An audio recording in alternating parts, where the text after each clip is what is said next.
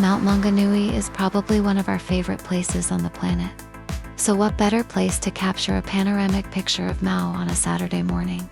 After walking around the mount, we launched the drone from below the high tide mark, so as not to fly over Mau, which requires DJI permission. To capture this wide shot, we used the free pano function on the DJI Mavic 4 Pro. You'll need to select pano mode on the controller. Keeping the drone below 120 meters and within visual line of sight, firstly select the left top corner of your required image, then select pressing the C1 button on the remote. Secondly, select the right bottom corner of the desired image.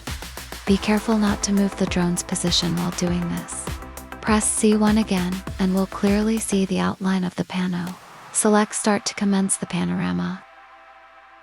The drone will automatically take the photos. This pano will take 6 images and stitch them together. Each shot is a long exposure, taking 1.3 seconds. This will help to capture water movement. Want to see the finished image?